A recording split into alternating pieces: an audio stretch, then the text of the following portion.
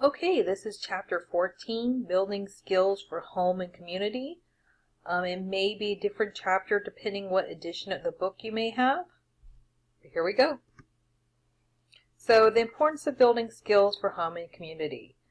So what are some of the components? To provide the skills needed to participate in daily family life and day-to-day routines, opportunities for involvement in community activities, and then the opportunity to acquire autonomy and self-direction for adulthood, so the transition to adulthood.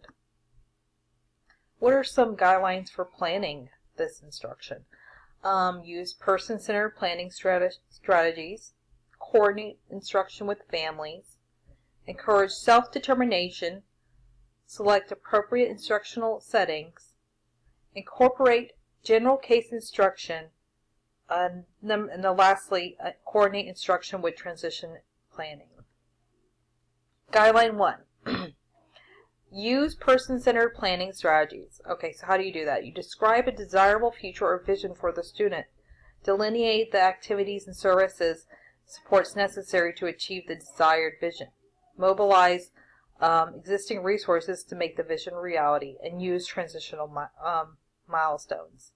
I have a brother-in-law with Down syndrome, and the family uses something very similar to this. They call it the circle of friends. And in the circle of friends, they do exactly this. They ask, his name is Alan, what he wants, and we start to think about, well, what are the resources to achieve what he wants for his life, and start thinking about, well, what would be the timeline to that? So what are the milestones to that? Guideline 2. Coordinate instruction with families. Teachers can help families target critical skills that are most relevant. Teachers can also help develop the instructional strategies that families can use, and teachers can teach parallel skills in the classroom to reinforce what is already being taught, and provide information for parents to teach at home. So that coordination is important so that you can reinforce.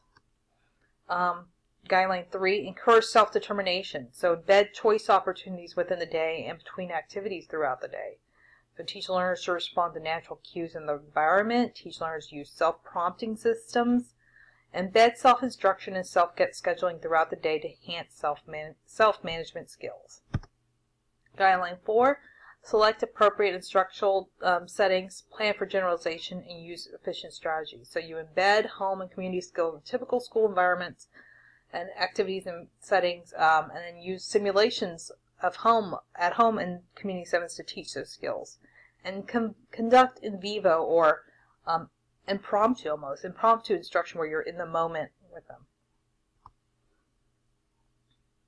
Guideline 5, use general case instruction. So what are the steps of that? So you first define the instructional universe. 2, write a generic task analysis that can be applied across settings, which that can be difficult. 3, select teaching examples that sample the range of stimulus and response variation. 4, teach across the different examples. 5, test for generalization by presenting a similar but novel situation. And then 6, repeat steps 3 to 5 if the student doesn't generalize to a novel situation. Guideline 6, coordinate instruction with transition planning. So increase time for community-based and home instruction between 14 and 21 years old. Consider job exploration and training. Consider opportunities for post-secondary experiences that provide on-campus experiences with the same age peers. Teaching home skills. So teaching home skills. Food skills can be beneficial in the home as a vocational pursuit and also as a leisure activity. And it includes housekeeping, laundry, managing time to complete these activities. Also, home safety, so emergency, using first aid, recognizing and avoiding hazards, creating a safe environment, all important home skills. Telephone use and practicing placing orders, emergency calls, and getting information. As well as sexuality education, which our schools are woefully bad at in the general education setting, and even worse at in the special education setting. Includes body awareness, sexual intimacy, and health and hygiene, relationships, self-protection, advocacy, self-esteem, and gender identity. This is especially important for individuals with severe disabilities. Predators seek out individuals with disabilities, and especially especially the more severe disabilities they are. I have a paper on this if you're interested, looking at sex education of children with, or students, sorry, with intellectual disability. Consider, strategies for teaching home skills. So consider using a task analysis and prompting system of least to most or a time delay. Consider using low and high-tech operating systems. It really doesn't have to be that high-tech. I think people jump to that a little bit too quickly. Notepads and smartphones, as well as picture sequences. So, teaching community skills. So safety includes recognizing, avoiding hazardous situations, preventing hazards, and seeking help. Also includes, community skills include purchasing groceries, snacks, clothing, meals, leisure activities as well, banking, so knowing how to deposit and withdraw from a bank, and also mobility in terms of how do you get around and get to places as a person.